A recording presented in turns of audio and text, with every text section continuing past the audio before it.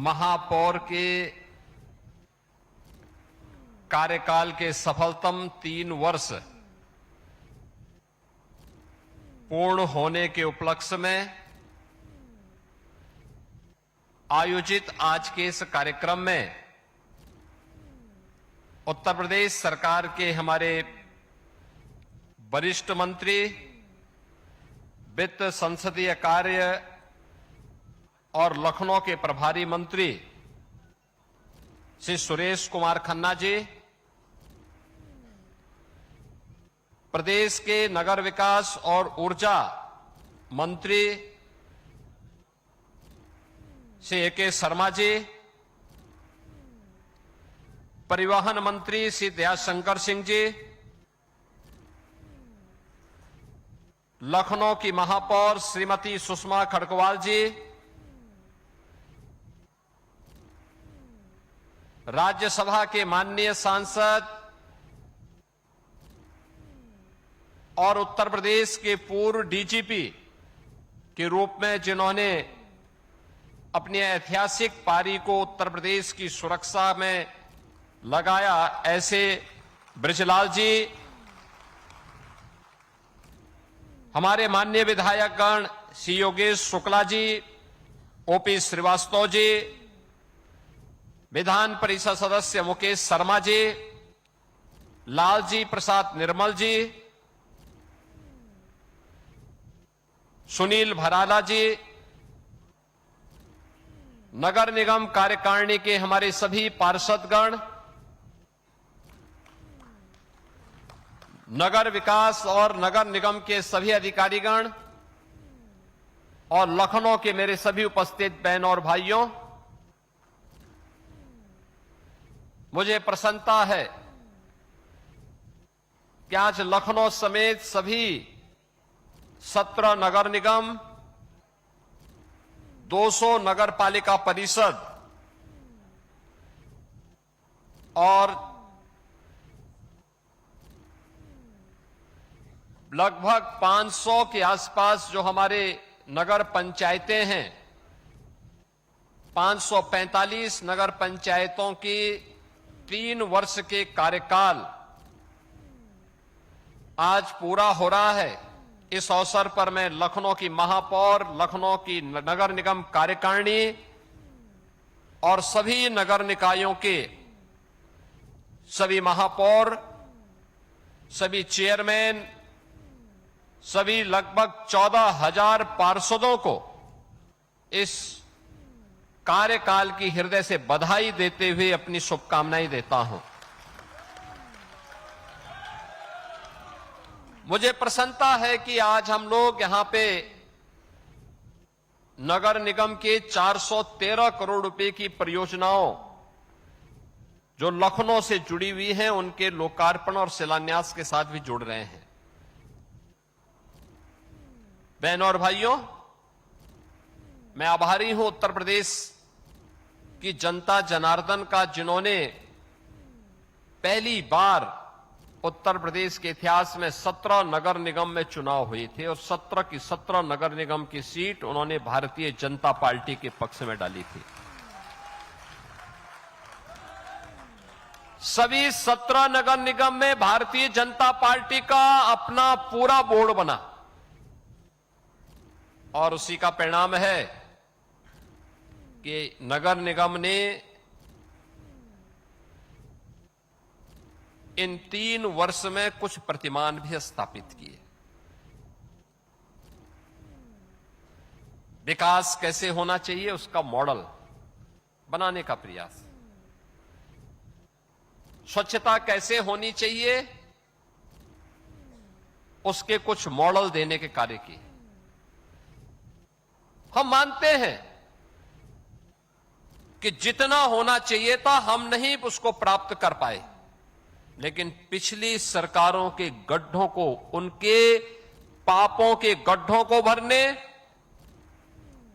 उनके भ्रष्टाचार के कूड़ेदान को साफ करने में भी हमें समय लगा है और आज उसका परिणाम है कि स्वच्छता रैंकिंग में लखनऊ नगर निगम को देश के अंदर तीसरा स्थान प्राप्त होता है, अपने आप में एक बड़ी उपलब्धि है, लेकिन इसे नंबर 1 पर लेके आना है। जो अभी नारेबाजी यहां खन्ना जी कर रहे थे, उसी के लिए कर रहे थे, इसीलिए कर रहे थे। अब आप सोचो, 80-85 साल की उम्र में खन्ना जी नारा लगा सकते हैं, तो आप काम नहीं कर सकते। ये केवल नगर निगम के महापौर, पार्षद या सफाई कर्मचारी की जिम्मेदारी नहीं, ये नागरिक जवाबदेही का भी आधार बनता है। घर का कूड़ा कूड़ेदान में ही फेंकेंगे, उसको सेग्रीगेट करेंगे, अलग अलग करेंगे। गीला कूड़ा अलग होगा, सूखा अलग होगा, प्लास्टिक का उपयोग नहीं करेंगे, नालियों में कूड़ा नहीं फेंकेंगे, सरकारी संपत्ति को नुकसान नहीं पहुंचाएंगे। नहीं तो होता क्या है, हम गमला लगाते हैं, कोई कार से आता है और गमला उठा के लेके चला जाता है। अब सोचो, कार से, अरे जितना कार का तेल लग रहा है उसमें से नया नया गमला भी ले सकते थे, लेकिन ये चोरी का एक नया मॉडल हो गया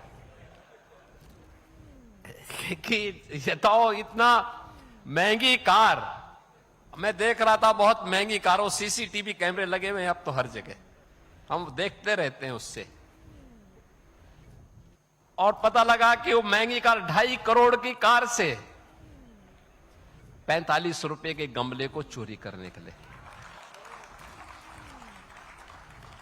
यानी इतनी अगर इतना प्रयास उन्होंने किया तो 45 रुपए में एक नया गमला लेकर के अपने घर में लगा सकते थे, सम्मान भी रहता और शहर भी अच्छा दिखता।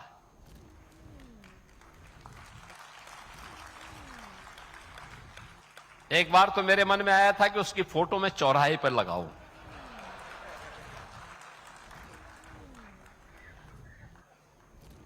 क्योंकि ये जो पैसा हम खर्च करते हैं, ये पैसा न मैं दे रहा हूं, न वित्त मंत्री जी अपने पास से दे रहे हैं,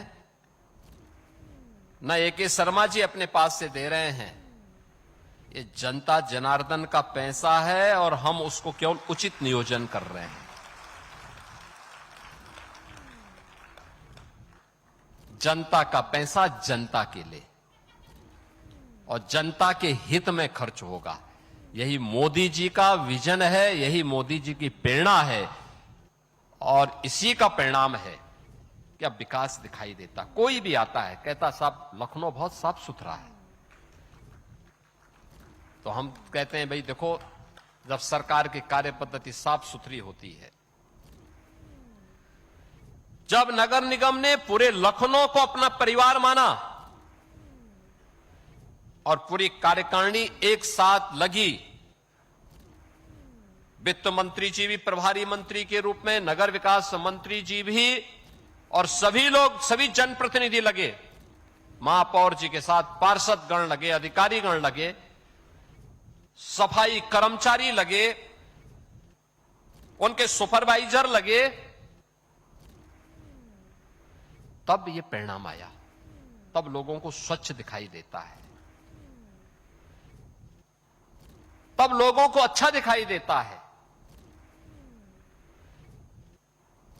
और लखनऊ ने वह सब करके दिखाया भी है। आप देखो ना, यही लखनऊ था। हमने राष्ट्र प्रेरणा स्थल जहां पे बनाया है, 3 दशक था, यानी 30 वर्षों से ऊपर का कूड़ा वहां डंप होता था। आज वह राष्ट्र प्रेरणा स्थल है, बेहतरीन केंद्र, बड़ा केंद्र, बड़ी रैली हो सकती है, बड़ा मंच बनाया गया है, म्यूजियम बना हुआ है। डॉक्टर श्यामा प्रसाद मुखर्जी, जिन्होंने देश की एकता के लिए एक देश में 2 प्रधान 2 विधान 2 निशान नहीं चलेंगे का उद्घोष किया था, आज भारत ने उस लक्ष्य को प्राप्त भी किया। प्रधानमंत्री मोदी जी के नेतृत्व में और उनकी भव्य प्रतिमा हम लोगों ने राष्ट्र प्रेरणा स्थल पर स्थापित की है, लखनऊ नगर निगम के अंदर। गरीब तक शासन की योजना का लाभ पहुंचे, अंतिम पायदान पर बैठे हुए गरीब को। आप सोचो, 2017 के पहले समाजवादी पार्टी की सरकार में एक भी गरीब के लिए मकान नहीं स्वीकृत हुए थे। हम लोगों ने 17 लाख से अधिक गरीबों को एक एक आवास उपलब्ध करवाए हैं, 17 लाख से अधिक गरीबों को नगरीय क्षेत्र में। और बहनों और भाइयों, ग्रामीण क्षेत्र में भी कुल मिलाकर के 65 लाख गरीबों को एक एक आवास। हमने चेहरा नहीं देखा, उसकी जाति नहीं देखी, उसका क्षेत्र नहीं देखा, उसका मत और मजहब नहीं देखा। हमें तो प्रधानमंत्री जी ने एक ही बात कही कि देश के अंदर केवल 4 जाति है, एक गरीब है, एक किसान है, एक महिला है और एक युवा है। इन चारों को ध्यान में रख करके हमने अपने कार्यक्रम को आगे बढ़ाया।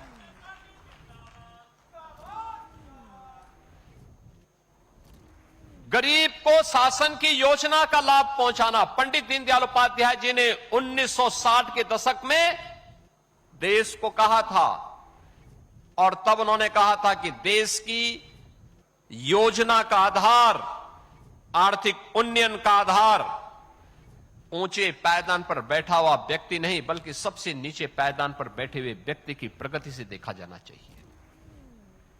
इसके लिए शासन की योजना का लाभ देकर के जो बढ़ रहा है वो तो बढ़ेगा ही, लेकिन जो पीछे छूट गया उसको थोड़ा सहारा देकर के आगे बढ़ा देना।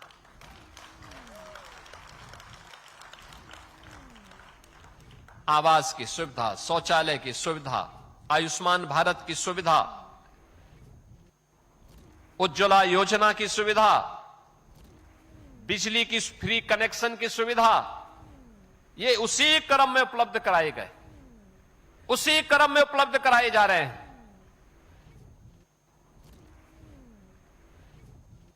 पंडित दीनदयाल उपाध्याय जी के उस सपने को साकार किया है एनडीए की डबल इंजन की सरकार ने, और इसलिए पंडित दीनदयाल उपाध्याय जी की प्रतिमा वहां पर भव्य प्रतिमा स्थापित की गई है राष्ट्र प्रेरणा स्थल पर। सरदेव अटल जी भारतीय राजनीति के एक ऐसे चेहरे जिन्होंने 6 दशक तक भारत की राजनीति को प्रभावित किया। निर्विवाद, निश्चल, पूरे देश को लेकर के चलने की सामर्थ्य, और लखनऊ के तो जैसे वे प्राण ही थे। लखनऊ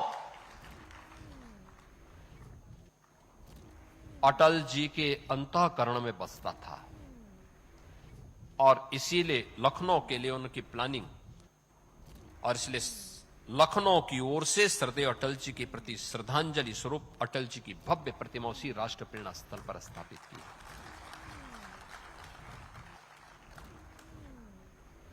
आदरणीय प्रधानमंत्री जी स्वयं लखनऊ आए,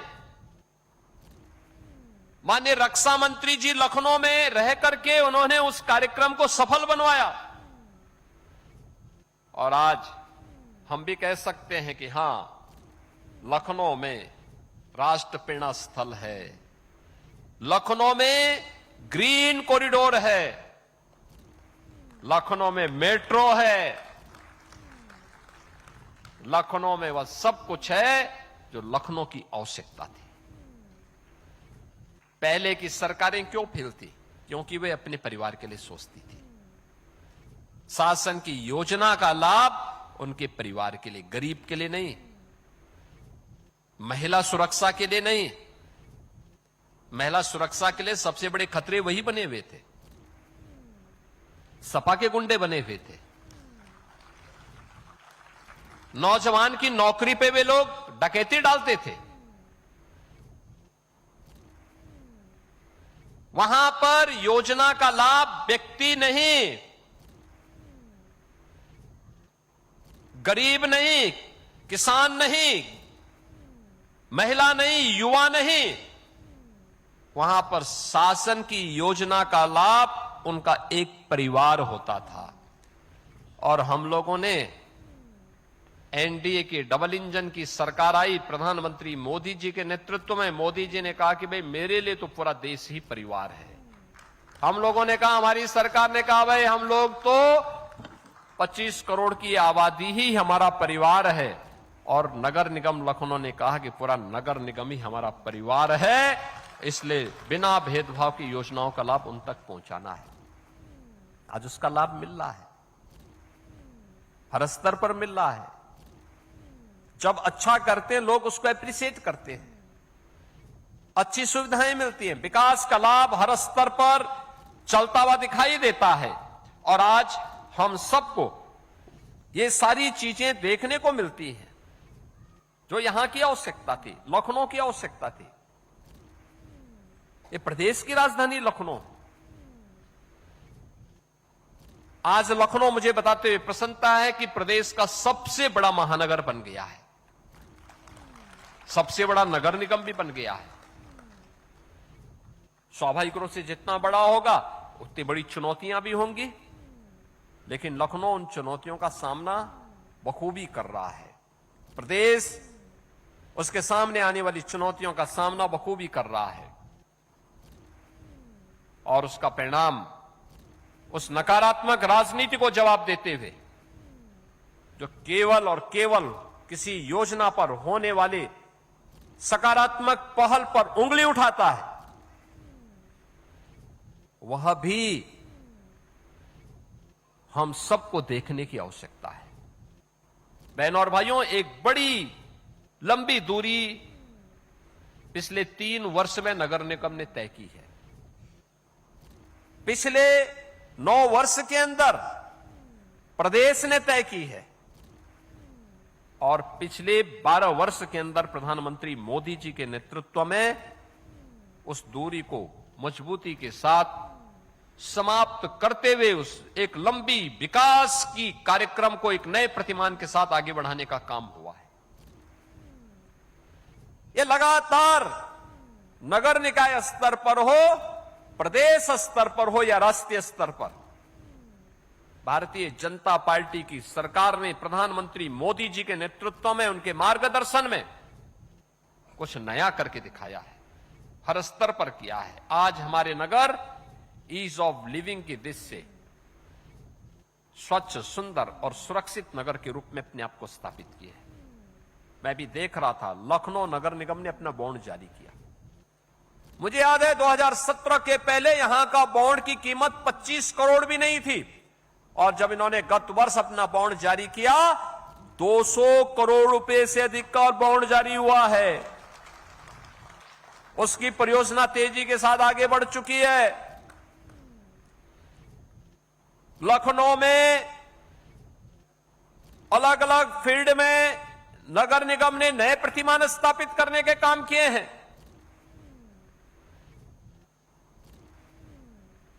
वे सब योजनाएं उंगलियों में गिनी नहीं जा सकती, उसको महसूस किया जा सकता है। और इसलिए हम कह सकते हैं ये तब हो पाया जब केंद्र बिंदु व्यक्ति, परिवार नहीं, पूरा समाज बना है, पूरा नगर निगम बना है, पूरा प्रदेश बना है, पूरा देश बना है। तब हम उसको प्राप्त करने की दिशा में आगे बढ़े हैं। आज वो सब हम सबको देखने को मिल रहा है। और इसीलिए मैं आज के अवसर पर आप सबसे कहना चाहूंगा, देखिए, पिछले कुछ दिनों से भारी बिजली संकट है, चुनौतियां हैं, ऊर्जा का संकट है, वैश्विक संकट बन चुका है। अमेरिका ईरान के युद्ध के कारण सप्लाई लाइन प्रभावित हुई है। दुनिया के अंदर तमाम क्षेत्रों में तेल की कीमतें आसमान छू रही हैं। हमारे यहां मुद्दा बनाने का प्रयास किया जा रहा है। जिस अमेरिका के पास अपनी ऊर्जा के स्रोत हैं, उस अमेरिका में पेट्रोलियम पदार्थों के दाम दुगने से अधिक हुए हैं। महंगाई वहां चरम पर है। भारत के अंदर प्रधानमंत्री मोदी जी के नेतृत्व में इसको लगातार कंट्रोल किया जा रहा है, लगातार नियंत्रित किया गया है। उस सब के बावजूद मुद्दा बनाने का काम होता है। स्वाभाविक रूप से पेट्रोलियम उत्पादों के दाम दुनिया में बढ़ेंगे, उसका असर यहां पड़ेगा। सप्लाई चेन बाधित होगी, उसका असर यहां भी पड़ेगा, क्योंकि हमारी 90% से अधिक की आवश्यकता उस कच्चे तेल पर निर्भर करती है जो यहां पर आता है। लेकिन देश के साथ खड़े होने की बजाय देश को कटघरे में खड़ा करने का प्रयास, ये स्वस्थ मानसिकता नहीं, अस्वस्थ मानसिकता है। देश से बढ़कर कुछ नहीं हो सकता। ऊर्जा का संकट भी इसी प्रकार का संकट है, चुनौती है। गर्मी अचानक बढ़ी, तमाम थर्मल पावर प्लांट ने अचानक शटडाउन ले लिया, उत्पादन कम हुआ। आप सोचो 2017 तक उत्तर प्रदेश में जो पीक पावर की सप्लाई होती थी वह 15 से 16 हजार मेगावाट होती थी। आज वह 32 से 33 हजार मेगावाट पहुंच गई है। 32 से 33। उस समय कुल 6000 मेगावाट की बिजली का उत्पादन होता था। आज बिजली का उत्पादन पावर कारपोरेशन के मार्गदर्शन में ही 13,000 मेगावाट का हो रहा है। 13,000 मेगावाट का रिन्यूएबल एनर्जी लगभग 10,000 मेगावाट तक उसका उत्पादन बढ़ा है। लेकिन आवश्यकता तो हमारी लगभग 33 से लेकर 35,000 मेगावाट तक है, और उसमें भी लोग कोताही नहीं बरत रहे हैं।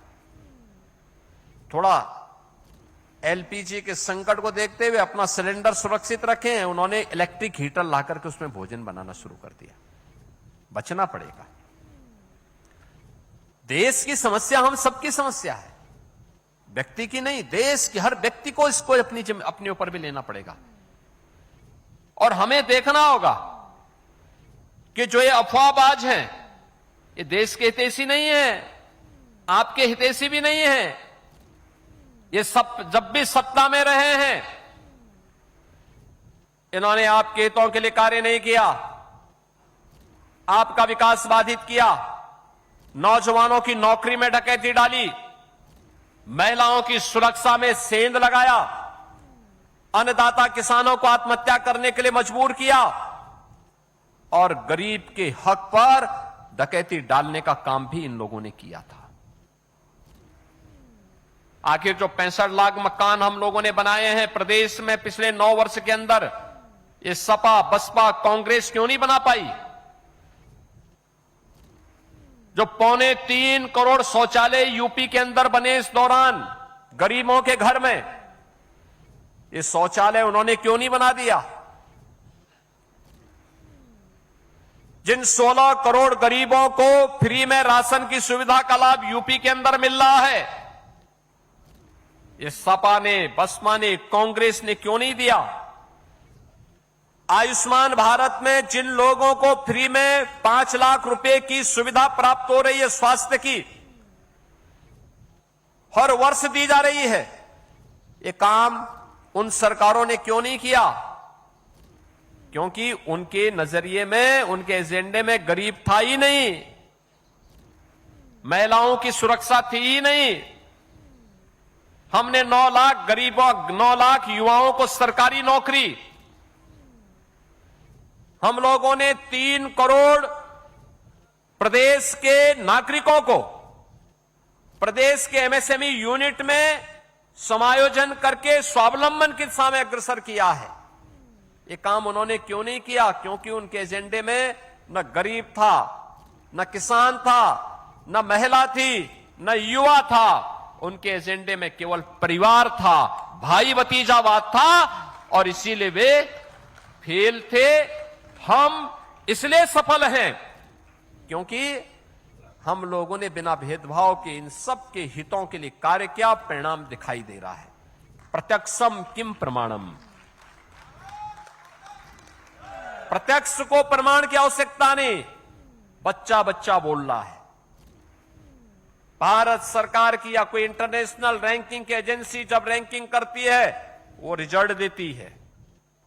जिस यूपी के सामने इन्होंने पहचान का संकट खड़ा किया था, वो यूपी आज जब देश के अंदर चलता है, तन करके चलता है। यूपी के नौजवान का हर जगह सम्मान होता है, यूपी के नागरिकों का हर जगह सम्मान खड़ा होता है। बहनों और भाइयों, इसीलिए आज हम सब आपसे कहने के लिए आए हैं, हमारा दायित्व बनता है ऊर्जा संकट के इस दौर में हम किसी के बहकावे में न आने पाए, अफवाह न फैलने दें। हमारा प्रयास हो कि जितनी बिजली हमारी आवश्यकता हो उतना ही जलाएं, अनावश्यक। अब घर में जिस कमरे में कोई नहीं, क्यों एसी जला रहे हैं, क्यों पंखा चला रहे हैं? रात्रि में जब आवश्यकता नहीं तो जितनी लाइट आवश्यक है, एक लाइट जला दीजिए, एक दो लाइट महत्वपूर्ण स्थानों पर जलाइए, बाकी लाइट बंद कर दीजिए। डेकोरेशन के लिए जो घर घर में लोगों ने लाइट लगा रखी है, उसको बंद कर दीजिए इस दौरान। स्ट्रीट लाइट नगर निकायों का दायित्व बनता है उतना ही जलाएं जो नागरिकों के हित में हो, अनावश्यक न जलाएं। ऐसे पंचायतों में भी हमें करना होगा। हमने कल ही पंचायत के ग्राम प्रधानों के कार्यकाल को 6 महीने के लिए बढ़ा दिया है। 6 महीने वे कार्य करें। जब तक ओबीसी कमीशन रिजर्वेशन की प्रक्रिया को पूरी करता है, तब तक वे अपने कार्यकाल को आगे बढ़ाएं। हमने सहमति दे दी। उनका भी दायित्व बनता है गांव में दिन में बिजली के स्ट्रीट लाइट न चले, न गांव में न शहर में दिन में स्ट्रीट लाइट न चले। जब आवश्यकता नहीं तब हम लाइट बंद करके रखें। ये सभी कार्य हम करेंगे तो हम अपने नागरिक दायित्वों का निर्वहन करेंगे और चुनौती का सामना करने के लिए अपने आप को तैयार कर रहे हैं। और इसी चुनौती का सामना करने के लिए आज सबकी आवश्यकता बनती है कि विपक्ष के उस नैरेटिव को न माने। याद करना, ऊर्जा संकट पर उंगली कौन उठा रहे हैं? जिनके समय में बिजली के तार पर लोग कपड़ा सुखाते थे। ये सच्चाई है। समाजवादी पार्टी के समय में बिजली नहीं आती थी। उस समय ये लोग क्या करते थे? किसी भी जिले में बिजली देनी हो तो एक सप्ताह रात्रि के लिए बिजली आती थी, दूसरे सप्ताह दूसरे जिले में आती थी, कभी दिन में कभी रात्रि में। यहां पे तो पूरी बिजली दी जा रही है। अब पावर स्टेशन पर ही शटडाउन हो रहा है और देश के अंदर कहीं पावर है नहीं, तो उसके लिए विभाग को मौका भी देना चाहिए। विभाग अपने स्तर पर कार्य भी कर रहा है। मैंने स्वयं भी इसकी समीक्षा बैठक ली है। लेकिन केवल ये जिम्मेदारी पावर कॉरपोरेशन की नहीं, हर नागरिक की जिम्मेदारी बनती है कि वह इस समय पावर कॉरपोरेशन के साथ खड़े होकर के इस संकट का सामना करने में उनका सहयोग करें। ये हमारा नागरिक दायित्व भी बनता है। हम उसमें पूरी मजबूती के साथ खड़े होकर के बोले। आलोचना प्रत्यालोचना से काम नहीं चलने वाला। संबल देकर के मजबूती के साथ इसको आगे बढ़ाना, और सरकार हर समस्या का समाधान निकालेगी। ये डबल इंजन की सरकार है। ये डबल इंजन की सरकार समस्या नहीं छोड़ती है, समाधान देती है, समाधान। और उस समाधान को देने के लिए हमारे नगर निकाय भी, हमारी सरकारें भी मजबूती के साथ कार्य कर रही हैं। और आज इसी समाधान का एक प्लेटफॉर्म है नगर निगम। हर प्रकार की नागरिक समस्या का समाधान। अब तो नगर निगम का अपना भव्य भवन 100 साल के बाद बन रहा है, शुरुआत हो गई है। एक मॉडल गौशाला बना रहे हैं लोग, मॉडल गौशाला ऐसी जहां गौ सेवा भी होगी और गौशाला के माध्यम से सीएनजी का भी निर्माण होगा, कंपोस्ट भी बनेगा, नेचुरल फार्मिंग भी होगी और हर एक वेस्ट को वेल्थ में कैसे बदलना है इसका भी उदाहरण प्रस्तुत होगा। नगर निगम अपने इन सभी कार्यक्रमों को आगे बढ़ाएं। जो उनका integrated command and control centre है, यह बेहतरीन तरीके से कार्य कर रहा है। इसका उपयोग हम लोगों ने कोविड कालखंड में किया था, नागरिकों को सुविधा प्रदान करने के लिए, बेहतरीन स्वास्थ्य की सुविधा प्रदान करने के लिए। ये सभी कार्य हम लोग उस दौरान लेते थे। आज भी ट्रैफिक मैनेजमेंट, स्वच्छता और डेवलपमेंट की एक्टिविटीज को देखने के लिए बहुत अच्छा प्लेटफॉर्म है और मैं विश्वास के साथ कह सकता हूं कि स्मार्ट सिटी मिशन के अंतर्गत जो कार्य आगे बढ़े हैं, आने वाले समय में सीएम ग्रिड की योजना एक मॉडल सड़क की योजना के रूप में देश के सामने मॉडल होंगी। बेहतरीन कार्य, उसको आगे बढ़ाने की आवश्यकता है। लोकल आवश्यकता के अनुरूप वहां पे जो संशोधन हो सकता है उसमें हम करें। लेकिन पहली बार हो रहा है कि जब सड़कें बन रही हैं तो उसमें यूटिलिटी डक्ट भी बन रहा है, जिससे बार बार सड़क को खोदना ना पड़े, पाइपलाइन के लिए, केबल के लिए, और किराए भी आप उससे लेंगे। पार्किंग के स्पेस भी दिए जा रहे हैं, फुटपाथ भी दिया जा रहा है, स्ट्रीट लाइट भी दी जा रही है। अच्छा एक मॉडल खड़ा किया है। नगरीय जल निकासी की व्यवस्था, हमारे नगर निकाय 1 घंटे की बारिश में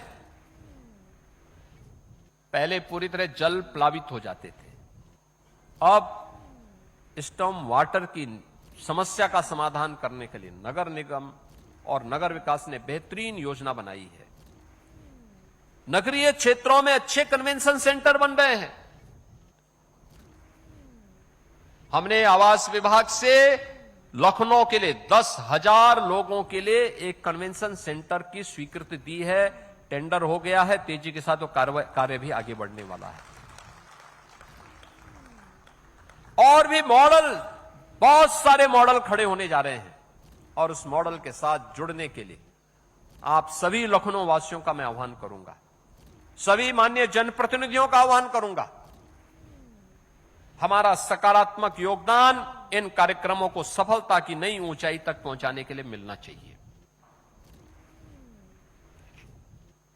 अनावश्यक रूप से विकास की योजनाओं में बैरियर बनने की बजाय हम सकारात्मक सहयोग के माध्यम से उसे एक नई ऊंचाई तक पहुंचाने का कार्य करेंगे तो इसके लिए आने वाली पीढ़ियां हर एक को धन्यवाद देंगी। इस विश्वास के साथ आज मैं नगर निगम लखनऊ की महापौर और उनकी पूरी कार्यकारिणी को, पूरे नगर निगम परिवार को, हर नगर निगम परिवार को और नगर विकास को विशेष रूप से धन्यवाद दूंगा कि उनके जो कार्यक्रम हैं, उनकी जो योजनाएं हैं, ये तेजी के साथ आगे बढ़े, नगरीय जीवन को और भी सुगम, सुरक्षित और सुव्यवस्थित करने की दिशा में आगे बढ़े। क्योंकि नगरीय निकायों में जितनी अच्छी सुविधा होगी, जितना उसका विस्तार होगा, उतना ही $1 ट्रिलियन की इकोनॉमी को प्राप्त करने की दिशा में राज्य तेजी के साथ आगे बढ़ेगा।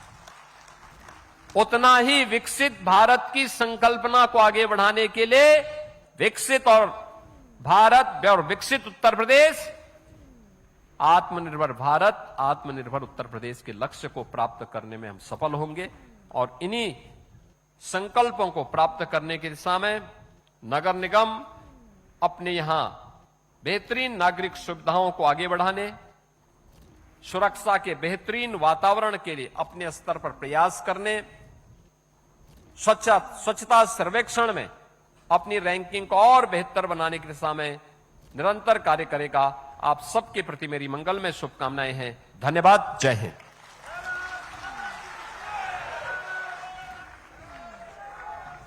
बहुत बहुत धन्यवाद माननीय।